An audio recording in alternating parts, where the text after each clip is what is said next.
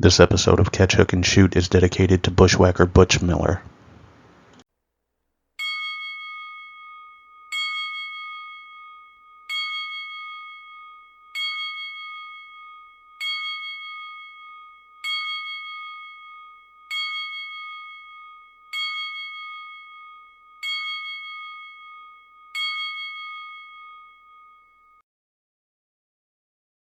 Up to the sky, Christopher Daniels, Frankie Zay, collectively known as SoCal Uncensored or SCU! This is Catch, Hook, and Shoot, the worst podcast I've ever been on. Word.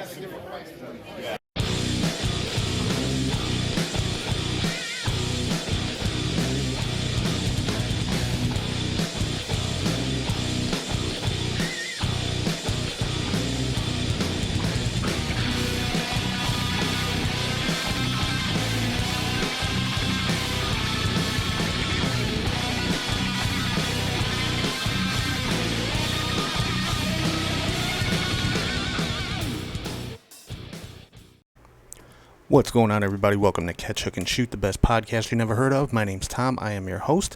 Today is actually Sunday, April the 16th, 2023. Want to apologize for not having a show drop last week. Just had some stuff come up, wasn't able to record, so we got a double episode for you this week, covering everything from Wrestlemania and everything that's happened since then. I want to thank everybody for watching, listening, and subscribing on YouTube, Spotify, or wherever you get your podcast from. Make sure to check out our Linktree, which is linktree/catchhookshoot, or scan this little QR code right over here in the corner, and you'll find links to the website, all the social medias, YouTube, all the podcast platforms, and all that kind of fun stuff. And if you ever want to shoot us an email, it's catchhookshoot@gmail.com. Starting off the show yet again on another sad note, over WrestleMania weekend, bushwhacker Butch Miller passed away in LA during WrestleMania weekend. For those of you who maybe aren't old enough to remember the Bushwhackers, they were one of the most popular tag teams in WWE in the late 80s, and prior to that they were known as the Sheepherders in the territories. And honestly, I have never seen anyone, tag team or single, do such a 180 on their characters as these guys did. As the Sheepherders, they were some of the most brutal, violent, hardcore style wrestlers you would ever want to see. And then they come into the WWE and they're just total white meat baby faces. I mean, totally marketed towards kids, and they were just fantastic. Just as characters, they were amazing. Just based on the ability to do that, to literally overnight transform from one of the most hated, vicious, violent tag teams in wrestling to one of the most beloved. That's not something that you see every day. I can't even give another example of anybody that's done that. So, definitely a very innovative team in that respect. And just, I mean, they were in the business for so long, and, still had obviously still making appearances. They were at WrestleMania weekend. They're WWE Hall of Famers, and it's just it is a big loss, especially I think to people in my generation of wrestling fans who came up during the 80s. We got to see pretty much the whole career of the Bushwhackers as the Bushwhackers. So rest in peace to Bushwhacker Butch. Just a horrible loss. So let's get into all of the big stuff that's been going on the last couple weeks in pro wrestling, and I'm sure you can guess what the first thing is I'm going to talk about, and I'm going to talk about it in our lead story.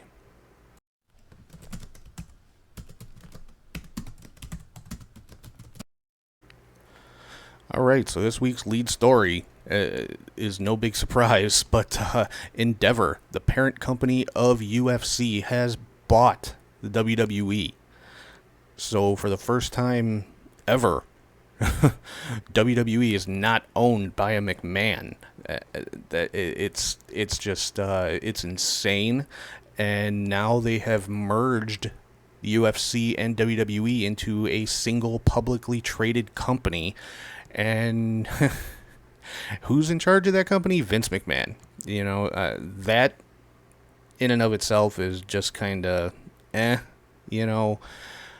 had retired. Everybody thought he was done. He was gone. And he wormed his way back into the WWE, facilitated the sale, and secured a top-level position for himself in the process. But supposedly Triple H is still the sole head of creative. That's according to Nick Khan. But, Vince McMahon is the new executive president. I don't remember his exact title. But basically, he's, running this new company. Dana White is the president of the UFC division.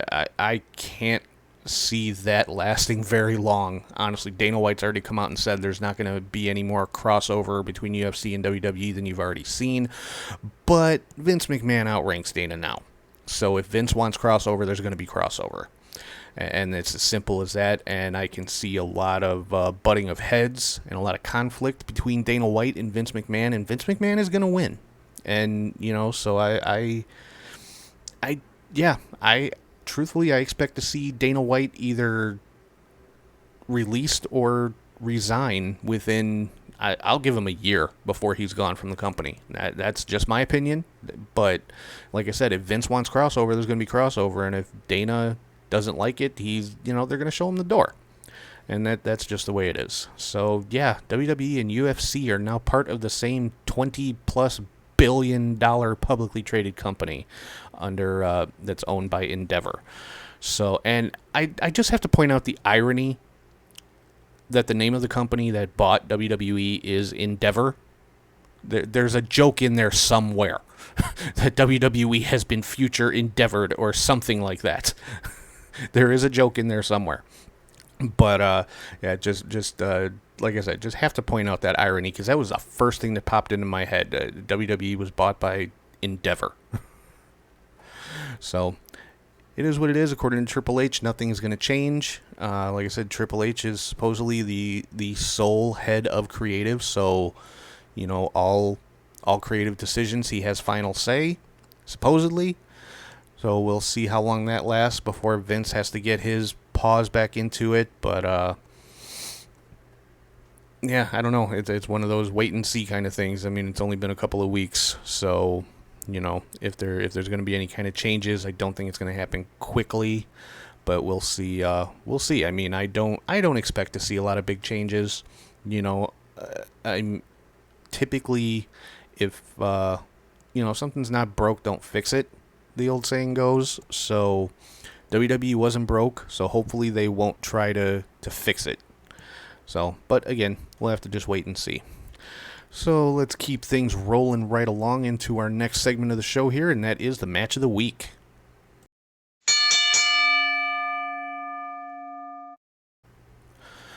So the match of the week, now I know this show is covering 2 weeks, but I'm only coming with one match of the week, and that is the main event of WrestleMania, Cody versus Roman. This was a fantastic match. They gave it plenty of time. It told an awesome story. The only issue I have with this match it was the ending. Roman retained. I had a feeling they were going to do that. I think they want to get Roman to 1,000 days as champion. He's very close. I think he's at 950, 960 or something at this point. So I think that's part of the thinking behind it, is they want to get him to 1,000 days as champion, which is unheard of in this era of wrestling. I mean, prior to that, the longest reigning champion, I think, was Brock, and he didn't even come close to 1,000 days. I think the only reason they let Brock hold the title as long as he did was so that they could have somebody pass CM Punk's record, which was like 434 days or something along those lines. So, but I truly thought Cody was going to win, but Roman Reigns still the champion. But despite that, it was a fantastic match. We saw, Roman retained, but it wasn't a clean victory. You had Solo Sikoa coming in at the end, hitting Cody with the Samoan spike. Then Roman hit the spear and got the pin. And, of course, storyline is continuing to move ahead. Cody wants another match. Heyman says no, he has to earn it this time. So, we're going to see another Cody versus Roman match. It's going to happen at some point. It might not be until SummerSlam, but it's going to happen. So, yeah, that's the match of the week. Main event of WrestleMania, Cody versus Roman. Did not disappoint as a whole. Fantastic match between these two guys.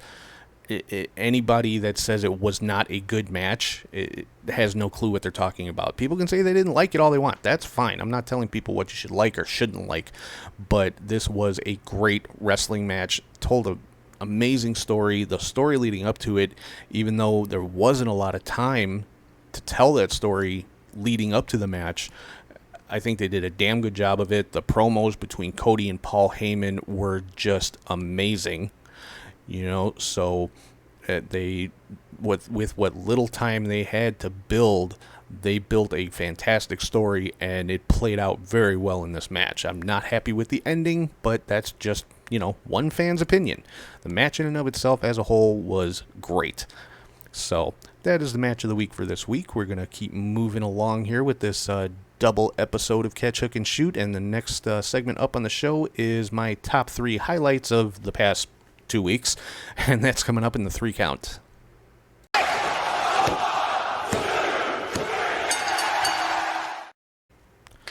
All right, so first up on the 3 count is Ray versus Dominic. I was really looking forward to this match, and this is another one at WrestleMania. Did not disappoint. Dominic's entrance was ridiculous, coming in the police van with the handcuffs and the cops walking him to the ring and this kind of stuff, playing on his convict gimmick or whatever you want to call it. And I mean, just that was entertaining as hell. But father and son going at it at WrestleMania, I mean, that kind of story writes itself. And, of course, we saw some involvement from Ray's wife and his daughter Aaliyah at ringside. And then we saw the Judgment Day get involved, and we saw Bad Bunny get involved. And we'll talk about that a little bit more later. And, of course, in the end, Ray did pick up the victory. But, again, this one I don't think is over with. This was just the first match between these two. There's obviously going to be more because there's more story to tell there. I think it's eventually going to come down to the mask. That's been rumored for a long time that it was going to be Ray and Dominic for the mask. And, that's going to be Ray's way of retiring and passing on the Mysterio legacy to Dominic. And, Dominic gets a lot of heat because, people say he's got that go-away heat, that quote-unquote X-Pac heat, which X-Pac is loved at this point, so I don't think it's fair to call it that anymore. But, and I disagree. People hate Dominic because he's an annoying little shit. So if people are hating him, then he's doing his job in getting people to hate him. I mean, he's just playing a spoiled little brat who, is trying to rebel against his family or whatever. But, I thought the match was awesome. Entertaining as hell. So, that definitely gets a spot on the 3 count. Number 2 on the 3 count, for me, probably the most emotional moment of WrestleMania was right before the main event when Cody was making his entrance to the ring. Cody always gives away his weight belt. He had a special weight belt made for WrestleMania, had the names of all of the independent promotions that he worked for after he left WWE printed on the inside of the belt. And, he always gives it away to a fan. And this time he gave it to -1, Brody Lee Jr., who was sitting front row ringside with Brandy and with Amanda Huber, his mom. And it just such a cool moment. I don't know if you guys follow Amanda Huber on any social medias, but, she had a lot to say about it. I mean, Cody and Brody Jr. are basically best friends. I mean, Cody was one of the people that was there for this kid when his dad passed away a few years ago and just built such a strong bond with him. And that family has been taken care of from both sides of the fence, from WWE and from AEW, especially from AEW, but from both sides, because Brody Lee had friends on both sides. So it just a very, very cool moment. It literally had me like tearing up just because it was that emotional and that cool. And number 3 on the 3 count, huge announcement from AEW from Tony Khan. Coming up August 27th, AEW All In London at Wembley Stadium. Not Wembley Arena, Wembley Stadium, the soccer stadium where SummerSlam 92 was at with British Bulldog and Bret Hart. You can pack 80, 90,000 people in this place.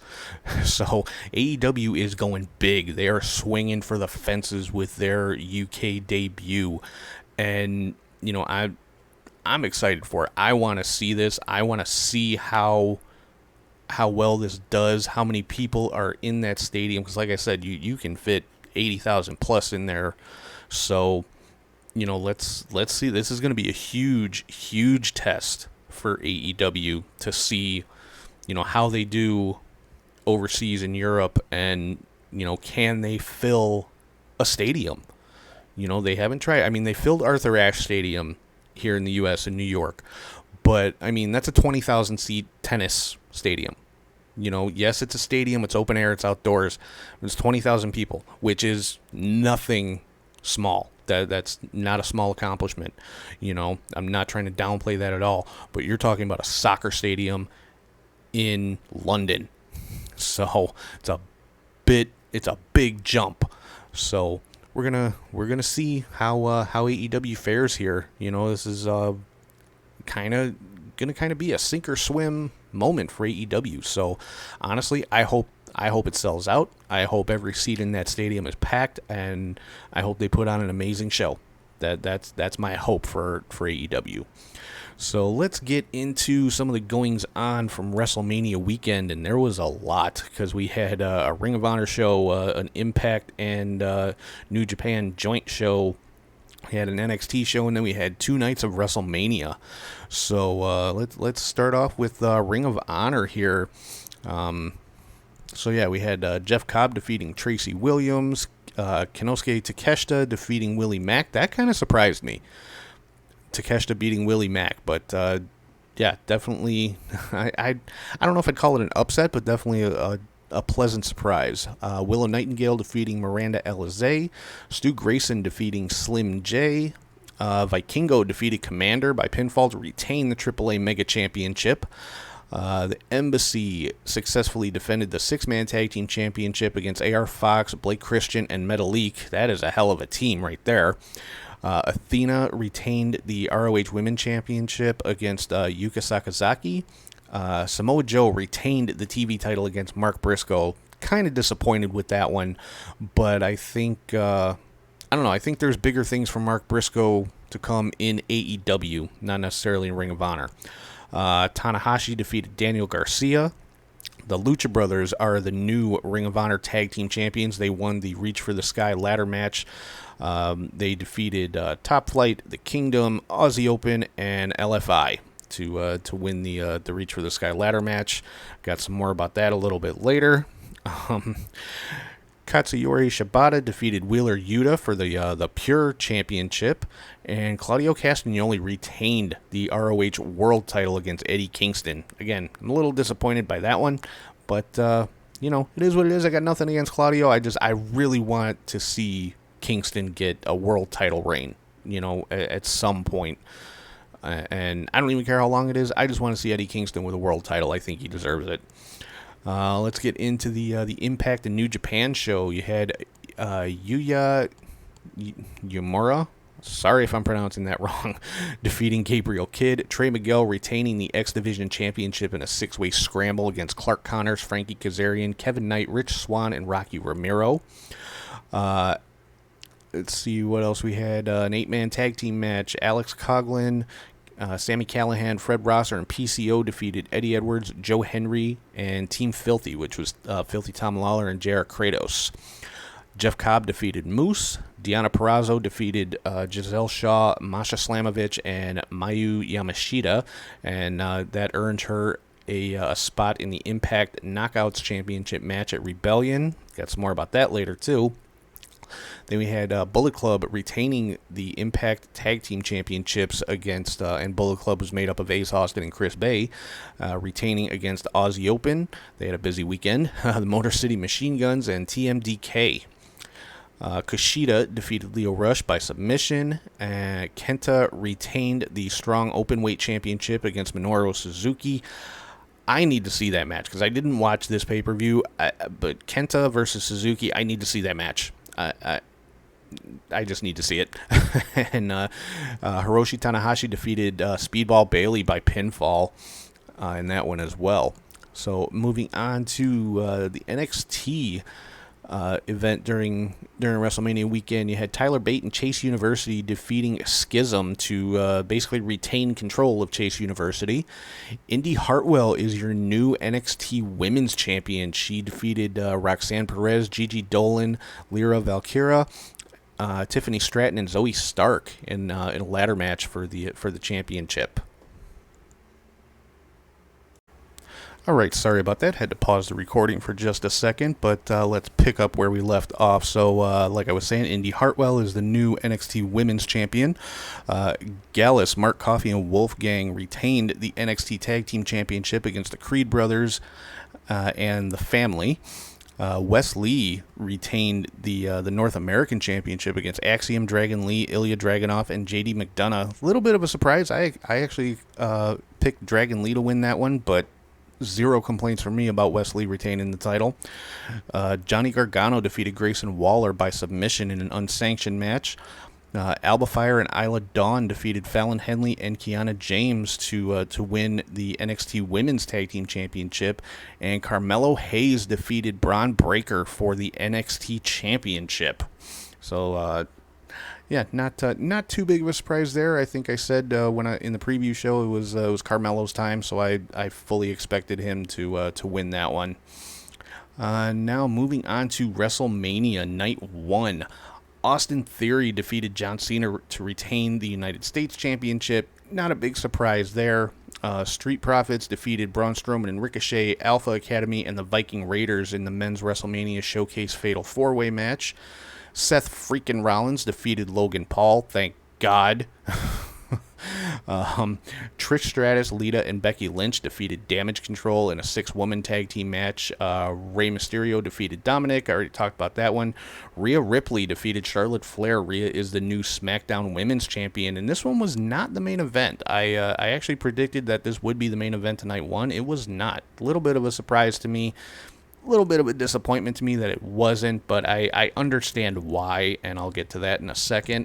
Pat McAfee made a surprise return and defeated The Miz in that wasn't really a match, but it's on the result card. So Pat McAfee defeated The Miz, and in the main event of night 1, Kevin Owens and Sami Zayn defeated the Usos to win the undisputed tag team championship.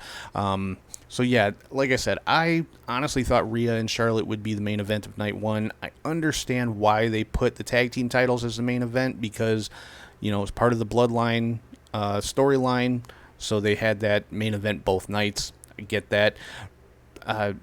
And first time, really, I think, since WrestleMania 1 that a tag team match main evented WrestleMania, so that in and of itself is pretty cool. Moving on to night 2, Brock Lesnar defeated Omos. Why, I don't know. Omos should have got the win in this one. But, Omos had a great showing, looked very strong, tossed Brock all over the place, but Brock Lesnar ended up winning the match. Ronda Rousey and Shayna Baszler won the women's Fatal 4-Way Tag Team match against Liv Morgan and Raquel Rodriguez, Natalya and Shotzi, and Chelsea Green and Sonya Deville. Gunther retained the Intercontinental Championship against Sheamus and Drew McIntyre in just a brutal brawl. This match was fantastic. This would have been match of the week if Roman and Cody didn't get that spot. Bianca Belair retained the Raw Women's Championship against Asuka. I really expected Asuka to win this one.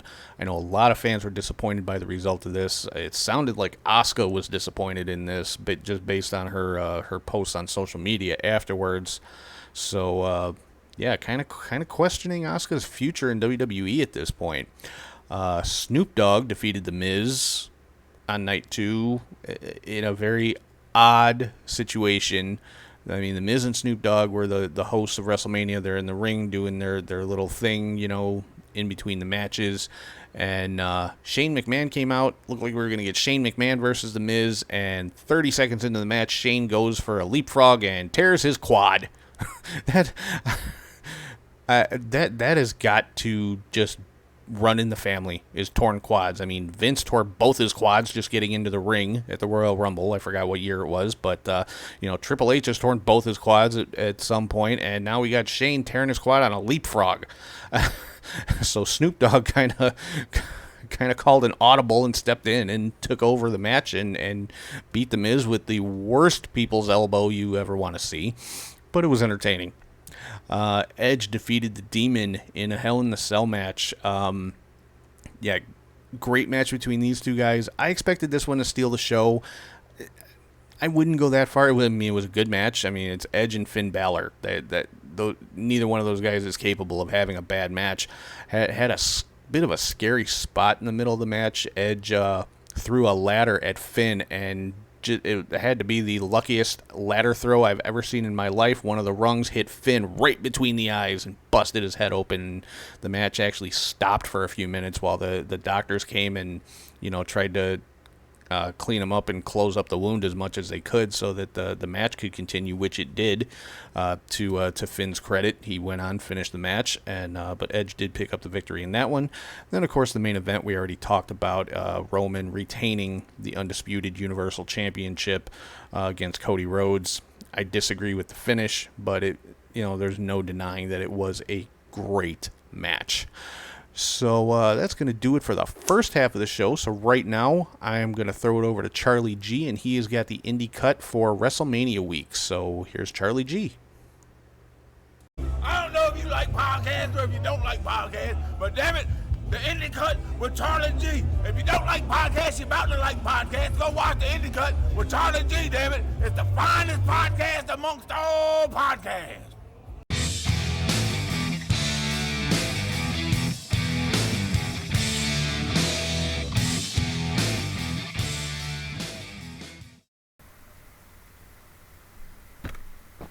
Thank you, Tom, and Hall of Fame Briscoe Brothers. And hey, the wrestling friends, I'm Charlie G with this week's In the Mania recap.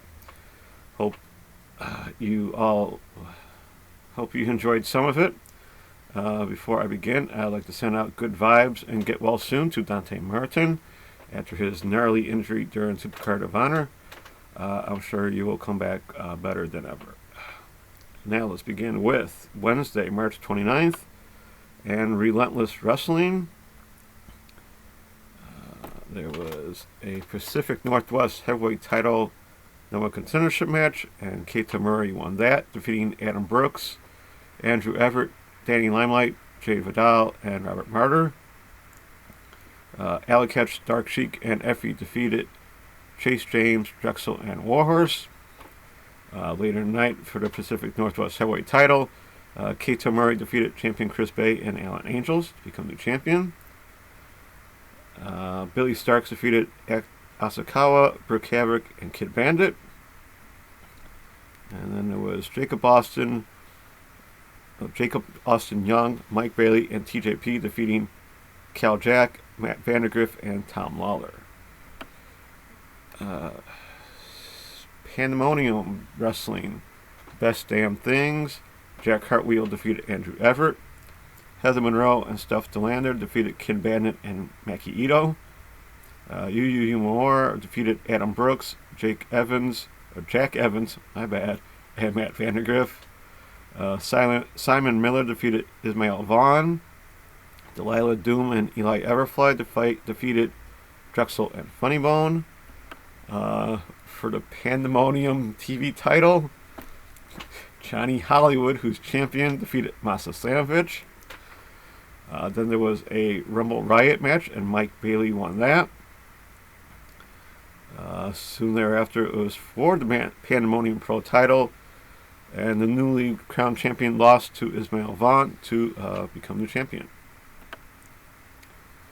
Sticking with Wednesday, Dark Arts Entertainment, Monster Mania. Black Swan and Kid Bandit defeated El Chupacabra and Mike Rain. Hammerstone defeated Edge Stone. And for the Dark Arts H title, Cal Jack defeated champion Simon Miller to become the champion. So yeah, it started early on Wednesday, hot and heavy. On to Thursday, March 30th, an early morning guy steals early morning show. Did not get to see this, so it was Johnny Morrison as Johnny Early Morning defeating the great Branzino. Howdy Price, Leroy Patterson, and Peter Avalon defeated Joey Hat, Maddie Hat, and Nikki Hat. Ellie Ketch and Effie defeated Heather Monroe and Tim Chuck. And then there was a battle royal there, and Joey Janela won that. To what I heard was the best show of the weekend, and that was WrestleCon Mark Hitchcock Memorial Super Show 2023. Blake Christian defeated Michael Oku. Brian Keith and Kenta defeated Christopher Daniels and Tom Lawler. Ultimo Dragon defeated Negro Casas. Aramis, Galeno Del Mile, and Ray Horse defeated Ariz, Laredo Kid, and Latigo. That right there is a pretty awesome match. Then the Tokyoshi Pro 10-woman tag. It was Hyper Masao Mizuki, Shoka Nakajima, Yuki Aino, and Yuki Kanfuku defeating Hikari Noa, Naoka Kuda, Miyu Watanabe, Raku, and Rika Tatsumi. Heard that is awesome as well. Single here, Erie defeated Speedball Mike Bailey. Jeff Cobb, Kyle Fletcher, and Mark Davis defeated Alex Shelley, Chris Sabin, and Kushida. Now that was an awesome match. I got home and see that. And then for the AAA Mega title in a triple threat match, champion Vikingo defeated Black Turtles and Commander. That match was awesome as well. Then to the show I missed because I was recording this. GCW's Josh Barnett's Bloodsport 9. So Jeff Cobb defeated Calder McCall by TKO. Eric Hammer defeated Calvin Tankman by submission. Marina Saphir defeated Killer Kelly by submission. Kota Ibushi defeated Mike Bailey by TKO. Bad Dude Tito defeated Yu Mamora by submission. Harry Smooth Jr. defeated J.R. Kratos by submission. Johnny Bloodsport defeated Royce Isaacs by submission. John Moxley defeated Alex Coughlin by TKO. And Timothy Thatcher defeated Josh Barnett by submission. Here it is, pretty good this year, so that's good. To DDT Goes Hollywood. We started off with my favorite title, DDT Iron Man Heavy Metal title match, where Mao and Shuma Katsumoto defeated Chris Brooks and champion Yoshihiko, which led to Chris Brooks defeating champion Mao to become the champion. And then very quickly after that, Yoshihiko defeated their partner Chris Brooks to become new champion once again. Gotta love it. Then we had Kazusada Higuchi and Takeshi Masada defeating Andrew Everett and Nick Wayne. Saki Akai defeated Vert Vixen. Pretty good match there. Tetsuya Endo defeated Joey Janela. Really good. Eddie Kingston and Jun Akiyama defeated Daisuke Sasaki and Kanan. Pretty well as well also. And Takeshita defeated Yuki Ueno. Really nice match there. To the Circle 6 promotions and Mama Kogar's Delicate Flowers. All these shows are on YouTube, so if you'd like to check them out, check out Circle 6. In a Flaming Tables match, Jacob Fatu defeated Atticus Kogar. 2 Hoodfoots, Crosses, and Caskets. In a casket match, it was AJ Gray defeating JTG. Next up was the Impact Wrestling and New Japan Multiverse United show. That was really good, so check that out if you can. 2 GCW for the Culture 2023. In an Anything Goes match, Billy Dixon defeated Willie Mack. In a 10-man tag Survivor Series match. Don't know how they got away with that. G Sharp, Kenny King, Maserati, Alpha Zoe, and Midas Creed defeated AC Mack, Jay Malachi, JC Storm, Jeffrey John, and Shug D. Brian Keith defeated Too Cold Scorpio. In a Black Wrestlers Matter title three-way match, champion Myron Reed defeated Kevin Knight and Man Like the Reese. And for the Pan-African World Superior Wrestling World title, champion Trish Adora defeated Calvin Tankman. Pretty strong show there. On to Friday, March 31st, in GCW Jimmy Lloyd's D-Generation F 2023. There was a 7-man scramble, and Teriyaki defeated Bobby Flacco, Brogan Finley, Lucas Riley, Man Like the Reese, MBM, and Midas Creed. Cole Radrick defeated Titus Alexander. Jarrett Cartwheel defeated Hunter Drake. Sandra Moon defeated Kenzie Page. Jimmy Lloyd defeated Bodie Young Prodigy. Starboy Charlie defeated Alec Price. Sawyer Ruck defeated Bobby Orlando. And in a 4-way tag, it was Dylan McKay and Marcus Mathers defeating August Matthews, Davey Bang, Balian Aki and May Saruga, and Danny Black and Joe Lando. A little note on Balian Aki and May Saruga. They got bumped from one of their shows, I believe it was Circle 6. They showed up to the venue and was asked, there was no more match for them, so they were asked to leave, and they lost some of their lodging on top of it. So if you want to follow along their adventures, go to Gotta Move or Choco Pro, and I'm sure you can find their travelings around LA at that time and what happened to them, because I didn't quite understand it for myself. But yeah, all the best to them. They are awesome people, so I hope everything worked out and they're home safely. To Tokyo Pro live in Los Angeles. Hikari Noa and Nakakuda defeated Yushu Endo and Suzumi. Janai Kai defeated Yuki Kanfuku. Hyper Masao and Trish Adore defeated Raku and Yuki Aino. The Wasteland War Party were back together, and Heidi Howitzer and Max Impaler defeated Miyu Watanabe and Shoka Nakajima.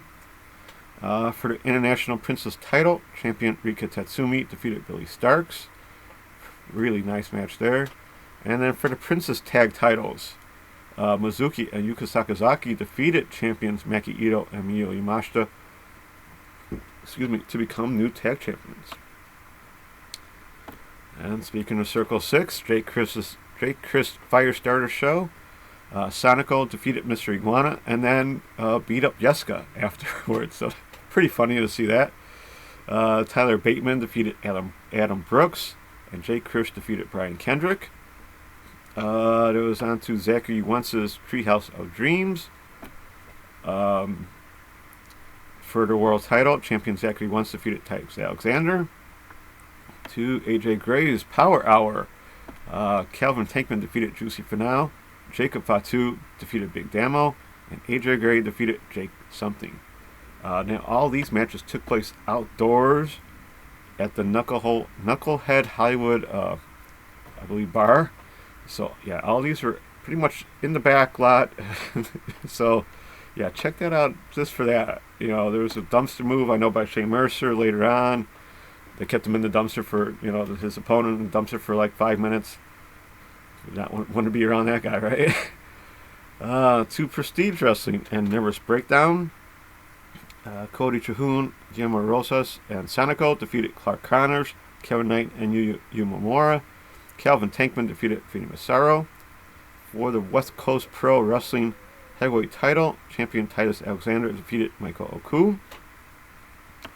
Eddie Pearl and Ricky Gibson defeated Adam Brooks and Warhorse. Taya Valkyrie defeated Mia Yamashita. Timothy Thatcher defeated Robert Martyr. Kevin Blackwood defeated Shingo Hiroiri. Aja Kong defeated Masa Slamovich. And then Alex Shelley, Kushida, and Ultimo Dragon defeated Joel Nelson, Royce Isaacs, and Tom Lawler. At the end of this match, when Ultimo Dragon went back to the back, Pro Wrestling Revolver came out and invaded the show. So interesting to see where that leads, because as I'm taping on Thursday afternoon, there is a Pro Wrestling Revolver later tonight. So can't wait to see what happens that. Hopefully I'll let you know next week. To GCW versus DDT. This was an interesting show. In an 8-man tag with Gringo Loco, Jack Cartwheel, Jillian McKay, and Marcus Mathers, defeating Daisuke Sasaki, Kanan Sangahiro Takagi, and Takeshi Masada. Dark Sheik defeated Saki Akai. Jordan Oliver and Nick Wayne defeated Mao and Mike Bailey. Higuchi defeated Starboy Charlie. Yuki Ueno defeated Joey Janela. Jun Akiyama and Tetsuya Endo defeated Homicide and Tony Deppen. Odd pairing there, but it was a good match. The One Commanders, Mance Warner and Matthew Justice, in a mess of a match, defeated Chris Brooks, Mizuki Watasi, and Suma Katsumoto. Legos, plastic containers, chairs, doors. Yeah, it was a fun match if you all like that, and I actually did enjoy the match. Ellie Ketch and Effie took on Densico Dino and Yuki Aino to no contest as it got, it got interesting. And then for my favorite title, the DDT Ironman Heavy Metal Title Championship match, Cold Radrick defeated Yoshihiko to become champion, and then quickly after that, Yoshihiko defeated Cold Radrick. I missed that. I don't know how in what order I missed that, but yeah, Yoshihiko was still your champion. Next up was the Ring of Honor Supercard of Honor show. Really good show. Some surprises, I would say, and not so surprises, but yeah, fun show. GCW Joey Janela Spring Break 7. Not really the Spring Break show like I'm used to seeing, but still good nonetheless.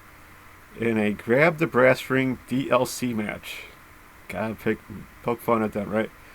Blake Christian defeated Alec Price, Billy Starks, Cole Radrick, Gringo Loco, Jack Cartwheel, Commander, Shane Mercer, and Tony Deppen.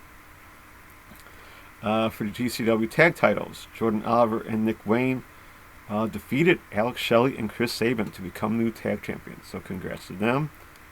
Vikingo defeated Mike Bailey. This one was awesome. Mackie Death Kill of Mackie Ito and Nick Gage defeated Ellie Ketch and Effie. Really fun match there. Double pizza cutters. Even a pizza cutter with a bow for Mackie Ito. Pretty cool. For their GCW World title, champion Master Slamovich defeated Steph DeLander. And Kota Ibushi defeated Joey Janela. And an actually really good match between these two. So check that out if you can. To Saturday, April 1st, there was a Stardom show. Cinderella tournament. Yes, it was in Japan, but still, I've got to say it. Third round matches. Mirai defeated Saida. Xena defeated Tekla. Maya Sakurai defeated Maria May. Natsuko Toro defeated Tam Nakano. And Saki Kushima defeated Shiri. Wow, little upsets there. 2 GCW Effie's Big Gay Brunch 6. Yes, it had Val Capone and Veda Scott on commentary. They did an outstanding job, so nice job, ladies. AC Mack defeated Honest John, Jay Vidal, and Richie Coy. Kata Murray defeated Devin Monroe. Steph Delana defeated Sandra Moon. Fred Rosser defeated Karam. Sawyer Ruck defeated Kid Bandit. Max the Impaler with Amy Rose defeated Viperous. And then Allie Ketch, Dark Sheik, and Effie defeated Billy Dixon, Charles Mason, and Perro. Yeah, that was actually kind of a bloody match. Effie was busted open, man. 2, the one I wanted to see the most, GCW Gringo Locos, The World of Lucha. This did not disappoint. 6-way scramble match. Jack Cartwheel defeated Bobby Flacco, Jimmy Lloyd, Mago, Shane Mercer, and Willie Mack.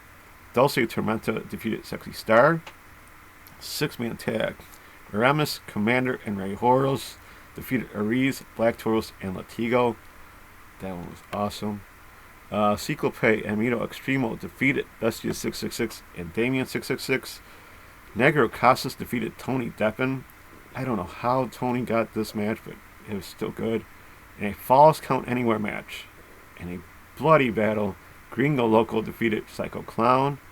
Awesome match. And then Vikingo defeated Laredo Kid. Now that sounds like an awesome match. I think at this point they were both kind of tired. It did not. I know they've wrestled before together against each other, but yeah, I think they're just tired. I mean, Vikingos, this probably is like the 7th or 8th match, 3rd of the day or something. You know, Laredo, same thing. Yeah, I think it was like, maybe midnight their time, something like that. So, yeah, this show was delayed 30 minutes thanks to Mania running a little longer than they thought. So, good show nonetheless. Great show. Nice job, Gringo Loco. Good to see them still continue this during Mania weekend. Then a tape show for Deadlock Pro Wrestling Forever 2023 Steel Cage Showdown. You can catch this on dpwondemand.com. And commentary was Caprice Coleman and Rich Bocchini, our friend Rich, yes. So, Hyan defeated Jada Stone and Rochelle Rose. Calvin Tankman defeated Kevin Knight and Maya Reed. In a best-of-3 series, Adam Brooks, BK Westbrook, and Lucky Ali defeated Andrew Everett, Jay Malachi, and LeBron Cazone. And for the tag titles in the Steel Cage, it was Dominic Garrini and Kevin Koo who are champions, retaining against Anthony Henry and JD Drake. Can't wait to see that match at some point. To Sunday, April 2nd, Stardom Cinderella Tournament Day 3. Quarterfinal matches. Waka Tsukiyama defeated Saki Kashima. Wow. Okay. Mirai defeated Xena. Amy Sarai defeated Natsuko Toro. Mai Sakurai defeated Momo Watanabe. And then for the Artists of Stardom title, which is their trios title, Haragi Kurumi, Risa Sera, and Suzy Suzuki retained against Azumi, Saikamatani, and Yutami Hayashita. Rev Pro live in London 72. There was a Dark Rev Pro Undisputed British Cruiserweight title. Champion Robbie X defeated Callum Newman and JJ Gale. Luke Jacobs defeated Zach Zodiac. Dan Maloney defeated Daz Black. And Ricky Knight Jr. defeated Shaw Samuels.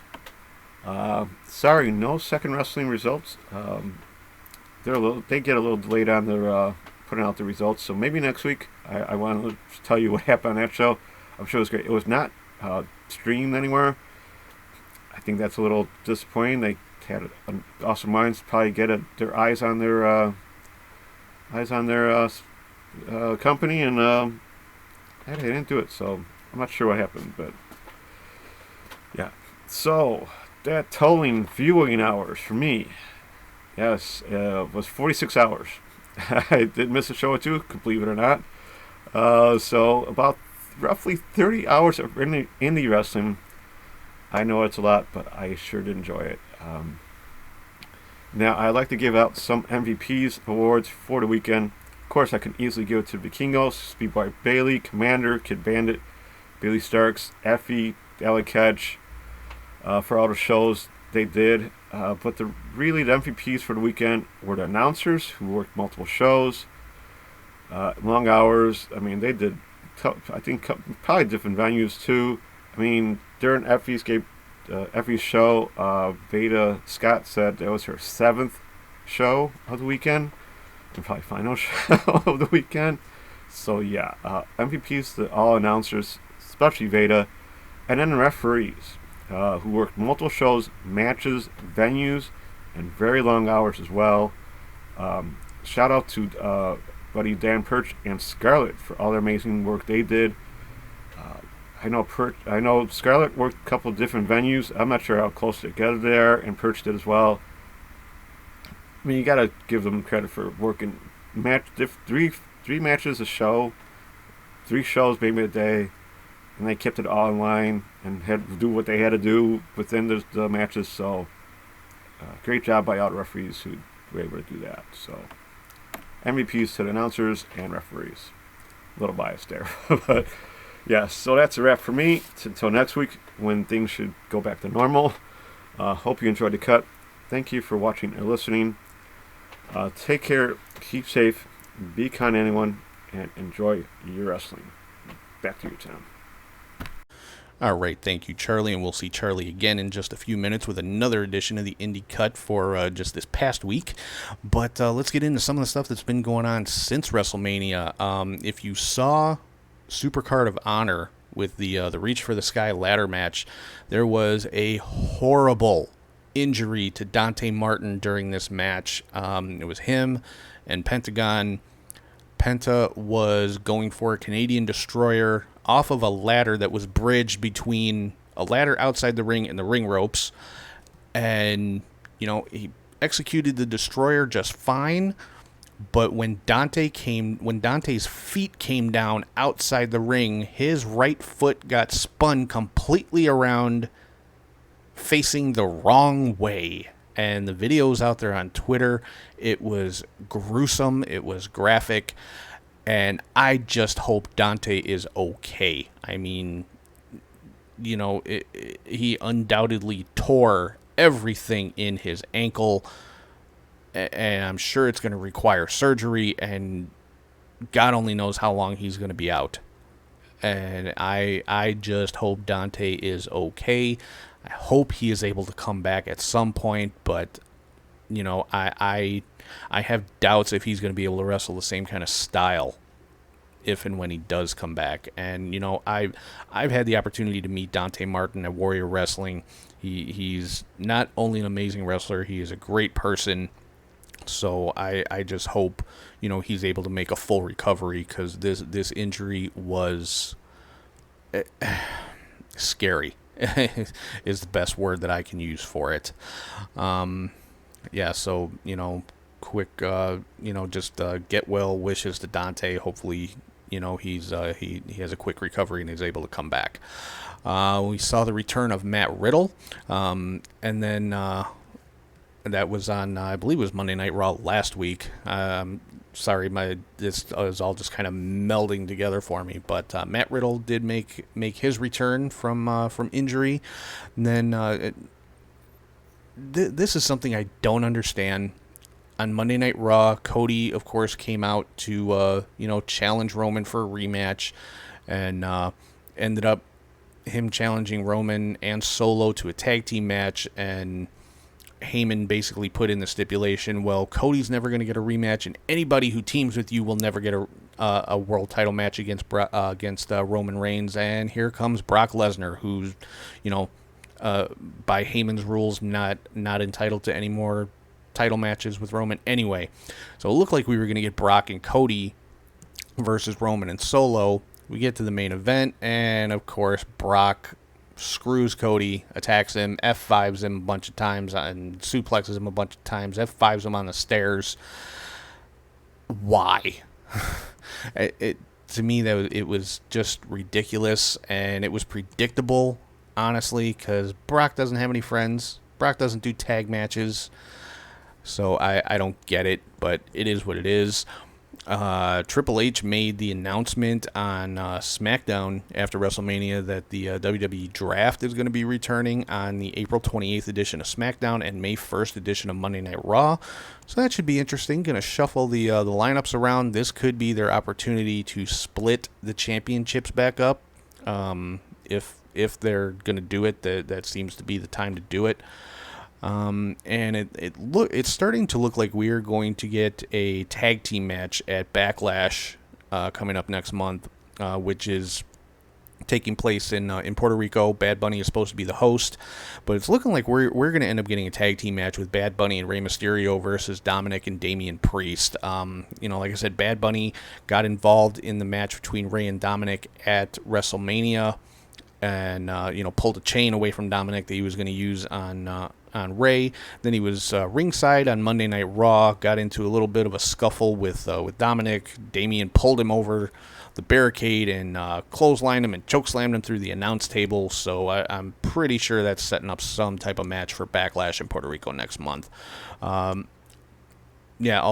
we saw Kevin Owens get attacked backstage at SmackDown after WrestleMania, and that ended up at the end of SmackDown with Solo Sikoa basically beating the crap out of Sami Zayn after he had a match with Jey Uso. Jey Uso, of course, getting in on the beating too. Matt Riddle came out and made the save. So and that's pretty much how SmackDown ended after WrestleMania. And also found out that the next Saudi Arabia show, which was originally supposed to be the King and Queen of the Ring tournaments, is now called Night of Champions. So don't know if they're still doing the tournaments and they just changed the name of the show, or if they're doing away with the King and Queen of the Ring altogether. I guess we'll have to wait and see. Then last week on Raw, we saw Lita get attacked backstage by some mystery attacker. They just, showed that she was down and injured. And Liv and Raquel were supposed to have a tag team title match that night against Lita and Becky. Well, Trish Stratus stepped up and stepped in for Lita to defend the championships. Liv and Raquel were victorious. They are the new WWE Women's Tag Team Champions. Then after the match, Trish Stratus attacked Becky Lynch. Again, I don't get it. Trish, I can't see Trish Stratus as a heel. I know she's been a heel multiple times throughout her career. I don't know where this one's going. Is Trish going to stick around for some more matches? I mean, obviously, I don't think she's going to be a full-time wrestler again. But, obviously, they're setting up a match between Trish and Becky. How does Lita fit into all of this? Whose side is she going to be on? I don't know. I'm curious, but I'm wondering why. What was the motivation between Trish attacking Becky Lynch? Was she... is she pissed because Becky chose Lita as her partner and not Trish? I don't know. One of those wait-and-see kind of things. Cody Rhodes has thrown out a challenge to Brock Lesnar for Backlash. Brock is supposed to be on Raw this Monday, I guess, to respond to the challenge. I'm sure that's going to be accepted, so that will end up being the main event for Backlash. It's Cody and Brock. I don't think we're going to see Roman defend the title for at least... He probably won't defend the title again until the Saudi show, which or he may not even defend it there. It may end up being some kind of tag team match. I guess no, if they're calling it Night of Champions, I would assume championships are going to be defended. So yeah, we probably won't see Roman defend the championship again until then. So it looks like Cody and Brock is going to be the main event for Backlash. Io Sky actually defeated Piper Niven and Michin for the number one contendership for the women's championship. Now, it was originally supposed to be Bayley in this match, but Io and Dakota Kai were kind of like, well, you got yourself put into a number one contenders match. What about us? Are we going to get our a rematch for our tag titles? And basically made enough noise to where Bayley gave up the spot to Io, and Io won the match. So she is the number one contender for the Raw Women's Championship. Solo Sikoa defeated Kevin Owens, and of course then the Usos came in, and there was a 3-on-1 beatdown of Kevin Owens by Solo and the Usos. And this particular night last week on Raw is when there were apparently a lot of travel issues. A lot of wrestlers didn't make it to the show, but at the very end of the show, you saw Sami Zayn and Matt Riddle come running down, running into the arena, and made their way down and made the save for Kevin Owens. So it was a pretty cool spot. And then let's see what else here. I'm trying to stick to keep all the WWE stuff together, and then I'll get into what's going on with AEW. Xavier Woods challenging Gunther for the Intercontinental title. So that's another match I think we're going to probably see at Backlash. That I think makes for an interesting match. I mean, Woods is pretty much on his own right now. Kofi Kingston is recovering from ankle surgery, and Big E, of course, still recovering from a broken neck. So Xavier Woods, kind of the lone member of the New Day right now. So he's going for the IC title. And then we've been seeing a lot of stuff with the Judgment Day and the new reformed LWO, Latino World Order, which was reformed by Rey Mysterio along with Legado del Fantasma. And I like the story between the LWO and the Judgment Day, but the Judgment Days won every match. It's like give the LWO a victory, make it interesting. I like the story between these two groups, but make it interesting. Give the LWO a victory, because Judgment Day has won everything except for the WrestleMania match between Rey and Dominic. Then Sonya Deville and Chelsea Green threw out a challenge to Liv Morgan and Raquel Gonzalez for the women's tag team titles. So we should be getting that one in the next couple of weeks. Shinsuke Nakamura made his return to SmackDown, picked up a victory over Madcap Moss. Then after the match, we saw a video of Karrion Kross and Scarlett, with Kross just saying tick-tock, tick-tock. So they're apparently setting up a program between Kross and Nakamura, and all I have to say is yes. give me that match. Give me multiple matches. I want to see these two in the ring just beating the living crap out of each other. Nakamura and Karrion Kross have the potential to put on some amazing matches. So I just hope they let them go out there and do their thing, because that has the potential to be an awesome program with these two guys. And then at the end of SmackDown, the main event, this past Friday, Solo Sikoa defeated Matt Riddle. So another victory for the Bloodline. And there's been some like subtle and some not so subtle hints that there's a lot of dissension in the Bloodline, with especially with Paul Heyman talking to and about the Usos. Especially on SmackDown this past week, he was pointing at Sami Zayn and Kevin Owens, but looking at the Usos, of course, behind their backs, saying the tribal chief is tired of you. Looking directly at the Usos. Of course, the Usos are looking at KO and Sami, so there's going to be a major breakdown in the Bloodline coming up at some point. So it's just waiting for the explosion. So let's get into some AEW stuff here. Some new signings for AEW. Jay White, Sky Blue, and apparently Billy Starks as well are now all elite. Jay White made his appearance on Dynamite last week, coming out and attacking Ricky Starks during what was supposed to be a match between Ricky Starks and Juice Robinson. But so apparently Juice and Jay White are going to be the Bullet Club contingent in AEW, and then you have Chris Bay and Ace Austin in Impact. So Bullet Club is expanding. So which, hey, I'm definitely cool with that. I want to see, now that there is a Bullet Club faction in AEW, I want to see Bullet Club versus Elite. I know that's an old story, but I still want to see it. Then we found out Christian and Luchasaurus apparently are coming back with a bit of a new look. So I'm curious to see. We've only seen some vignettes. I want to see who they're going to be going after. And we've seen some really, really good promos from the so-called four pillars of AEW. And I'm talking about MJF, Sammy Guevara, Jungle Boy Jack Perry, and Darby Allin.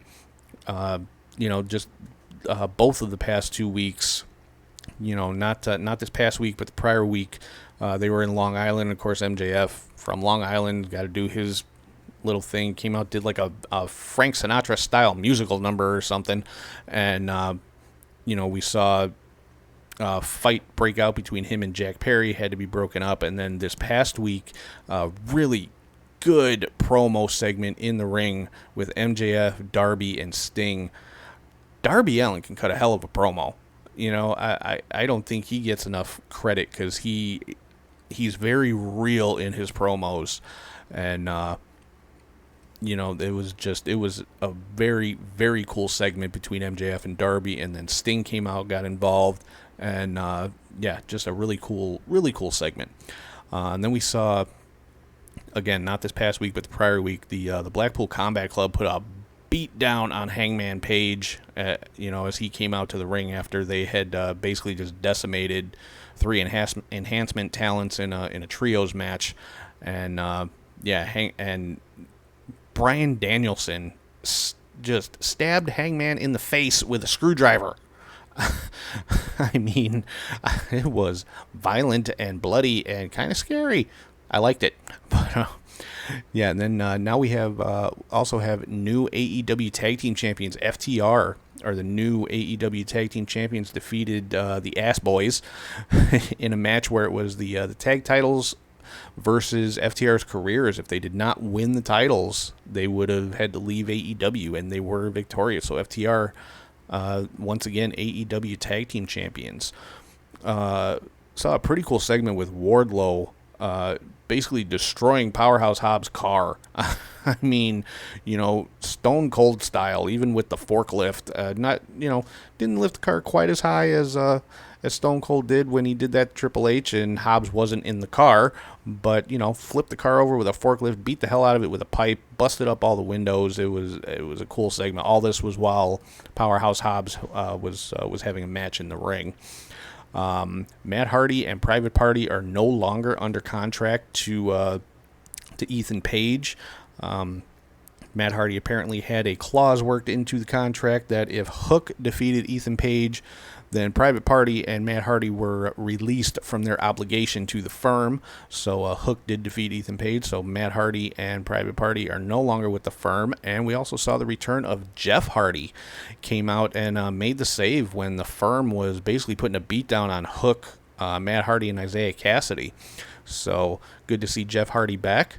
And then this past week on AEW Dynamite, the Blackpool Combat Club again put a beat down on Brandon Cutler and Michael Nakazawa, until the Elite came out to make the save. And yeah, you saw Kenny Omega basically go after Jon Moxley with a screwdriver, who the rest of the BCC pulled him out of the ring right before Kenny Omega drove that screwdriver into Moxley's head. He ended up embedding it into the turnbuckle, which was a pretty cool visual. So that's pretty much what's going on in AEW. So that pretty much covers the last 2 weeks of wrestling since WrestleMania. So right now I'm going to throw it back to Charlie G again. He is here with another edition of the Indie Cut. I don't know if you like podcasts or if you don't like podcasts, but damn it, the Indie Cut with Charlie G. If you don't like podcasts, you're about to like podcasts. Go watch the Indie Cut with Charlie G, damn it. It's the finest podcast amongst all podcasts.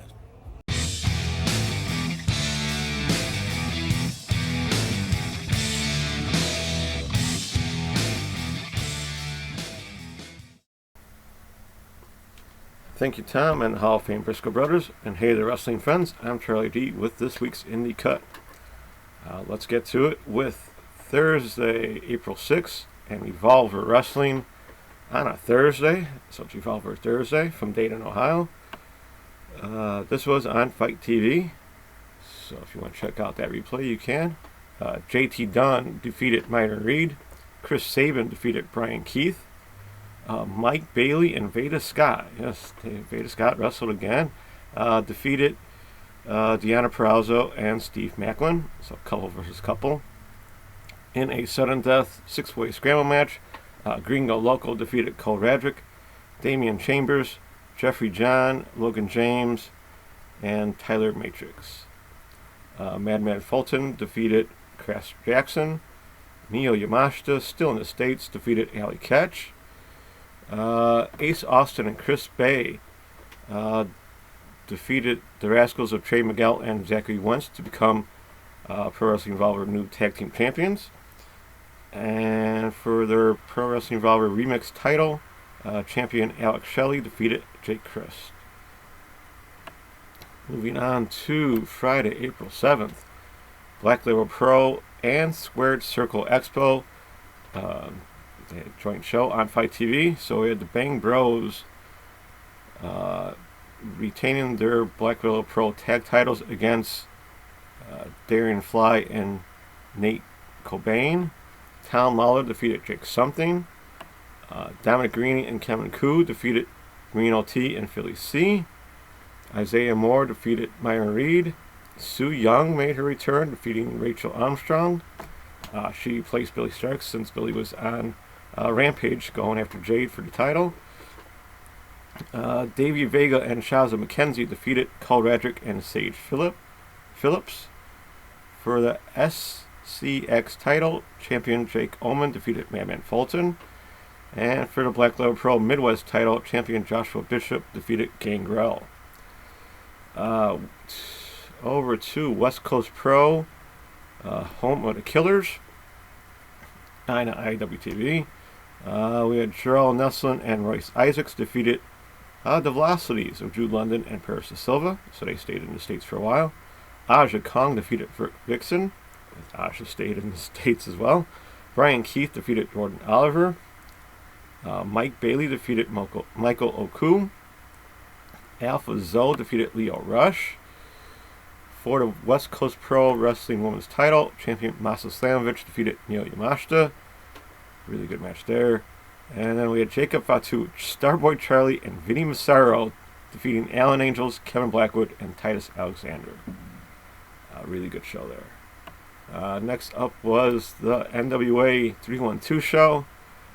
I really should cover this because how this was produced and went out, it looked like an indie show, straight up. Small crowd, little venue in Highland Park. It was at a studio event for pay-per-view. And then the Fight TV broadcast was interrupted I don't know how many times, so yeah, I won't cover it, but I really should because they are now indie, really. To Lucha Libre and last, oh, this is fun. We're on a monster island from Denver, Colorado. Effie defeated Bruce Rogers and Filter. Stormy Renee defeated Austin Reddick for their heavyweight title. Warhorse defeated champion Anaya to become new champion. So another championship title for Warhorse. And for the women's title, champion Heidi Howitzer defeated Maki Ito. That'd be fun. That was a good show, probably a good show. And Maki stayed in the States for a little bit too, so nice. Up to Canada and Dungeon Wrestling, Unfinished Business.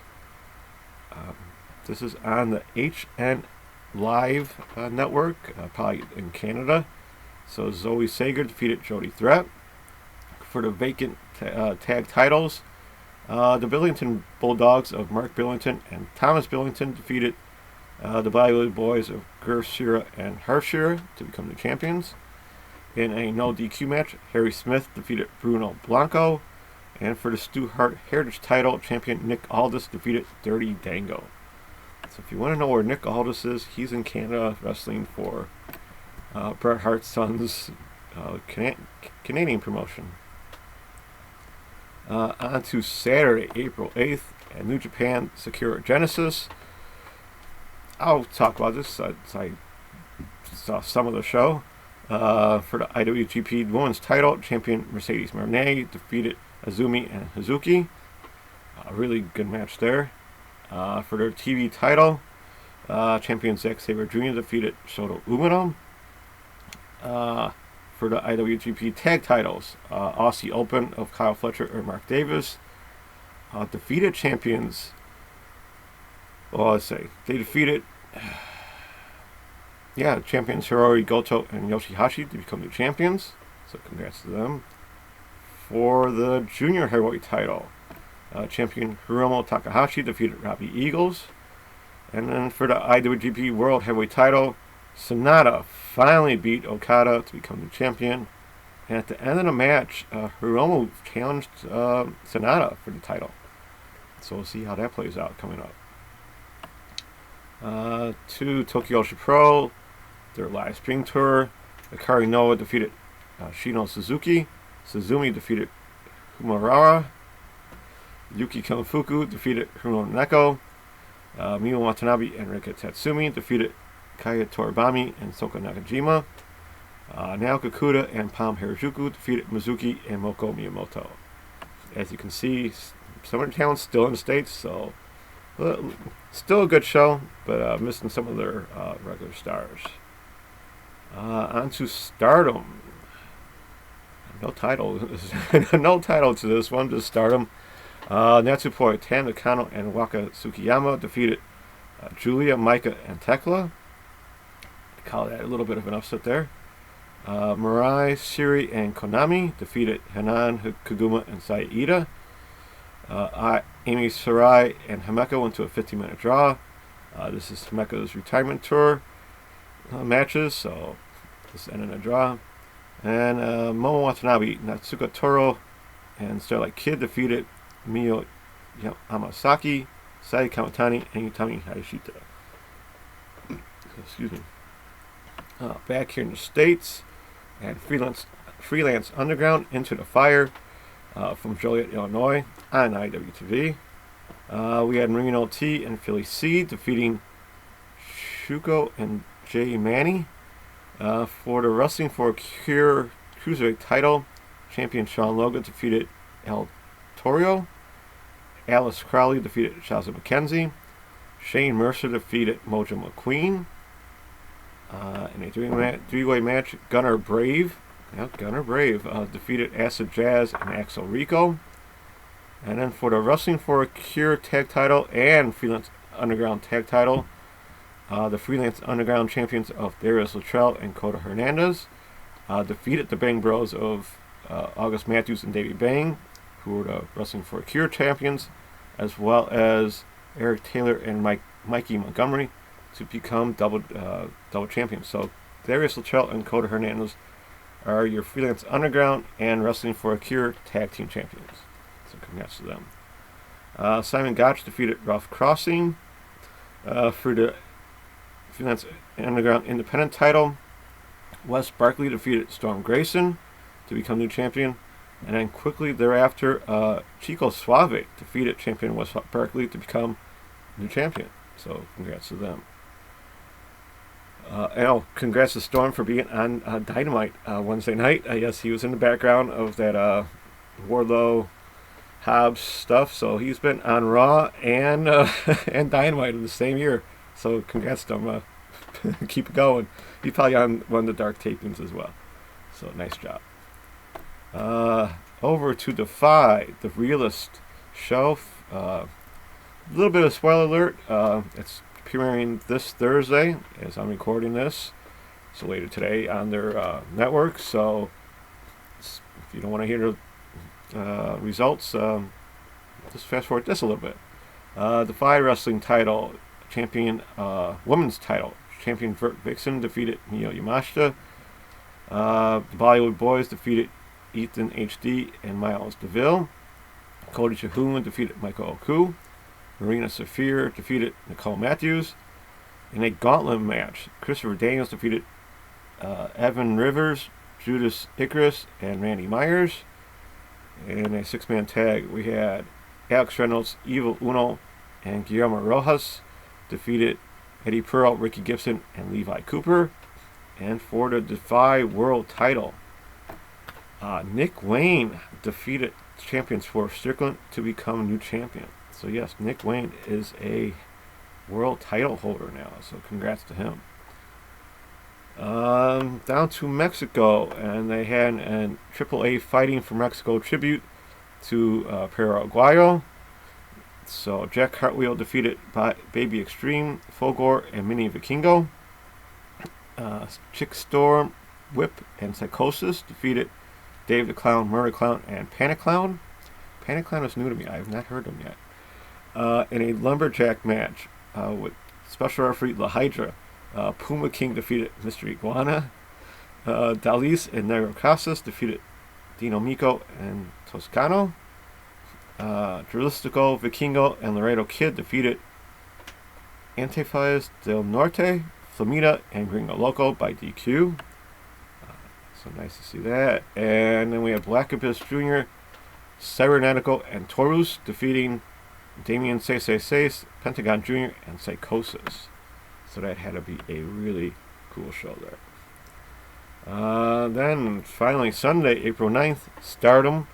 Tana Counter defeated Hananoko and Yuna Mizumori. Marina May, Mina Sarakawa, and Xena defeated Azumi, Lady C, and Mio Amasaki. Julia, Mai Sakura, and Tekla took on Hazuki Kaguma and Mayu Iwatani to a time limit draw. Amy Sarai, Shuri, and Konami defeated Momo Watanabe, Ruaka, and Starlight Kid.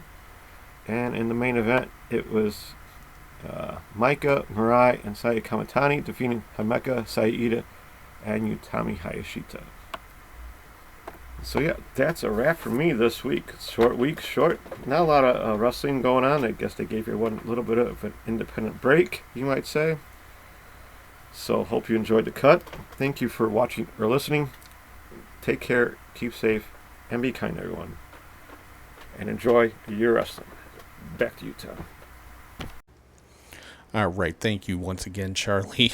And I gotta apologize to Charlie too for not getting the show out last week. I know Charlie works super hard putting the indie cut together every week, and so not getting a show out last week, 100% on me. Apologies to all the listeners and to Charlie as well. So, but now that we're caught up, I think we're good to go moving forward. So hopefully we won't have that issue again. But so yeah, we're gonna wrap this this double episode up with just one more segment, and this is where I get to just kind of give my heated opinion, shall we say, on a specific topic, and I'm talking about the weekly hot take.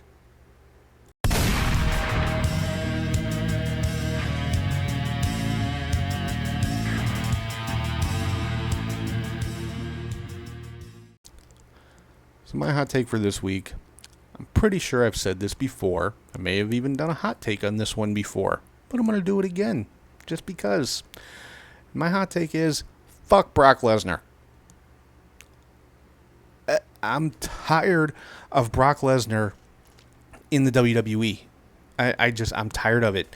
It's so repetitive and predictable, and just, it's not entertaining to me. And this is just my opinion. I'm one person with an opinion. That's all it is. I'm not saying Brock Lesnar's horrible. I know he's a great freaking wrestler. He's a former NCAA champion, former 2-time UFC heavyweight champion, multiple time champion in WWE. Brock Lesnar is a fantastic wrestler. I hate the way he's booked. So that's not on Brock. It's really not. But I've said for a long time, I love Brock Lesnar as an MMA fighter, can't stand him as a pro wrestler. Simply because of how he's booked. They book him as this unstoppable, unbeatable monster. And granted, he's lost matches. He has. But they've made him so one-dimensional that it makes me sick. Because Brock Lesnar is damn sure capable of doing more than a German suplex and an F5. That's literally all he does in his matches. They're not fun to watch. They're not entertaining to me. Again, one person's opinion. But his matches to me are just, that's where I get up and get a drink or flip to another channel for a minute or two, because that's as long as his matches last. Go back and watch some Brock Lesnar matches from between 2002 and 2004. Those are the kind of matches I would like to see from Brock Lesnar now. I'm not talking about him doing a shooting star press and damn near breaking his neck. But the kind of matches that he would put out, watch his WrestleMania match against Kurt Angle. Those are the kind of matches I want to see from Brock Lesnar, because I know those are the kind of matches he can put on. But he is booked as just a monster. He's basically booked like if he was Godzilla or something, and I hate it. To me, my opinion, it's terrible. But again, it's my opinion. There are people that love Brock Lesnar. He sells tickets. He packs arenas. He's an attraction. He does his job for the WWE. He makes the WWE money. You can't fault anybody for that. And he's paid very well for what he does. So, none of this is on Brock.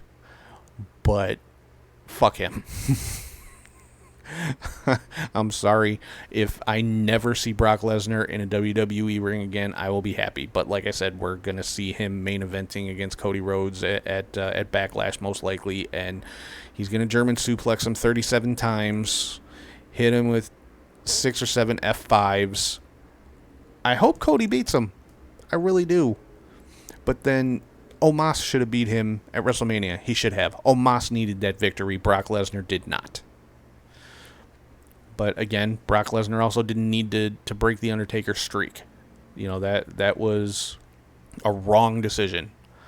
So I'm tired of seeing Brock Lesnar. That's my whole point. And again, it's not on Brock. It's the way he's booked. If he was booked to have competitive matches, I would have no complaints. But it is what it is. So that's pretty much going to wrap up this extended, double, extra long episode of WrestleMania and everything that has happened since then. Again, I apologize for not getting the show out last week. But, yeah. Oh, one thing I did forget to mention. I can't believe I left this out. Mickie James has relinquished the Knockouts Championship due to injury. She was not cleared for the Impact pay-per-view coming up tonight, actually. Rebellion. So the match now is just between Jordan Grace and Deonna Purrazzo for the vacant Knockouts Championship. So, yeah, unfortunately, Mickie James having to relinquish the Knockouts title. Forgot to talk about that. That was a major piece of news that I left out. So I'm just all kinds of screwed up this week. But again, apologies for not getting the episode out last week. Like I said, now that we're caught up, we should be good to go moving forward. Huge thank you to Charlie G for all the work that he does putting the indie cut together.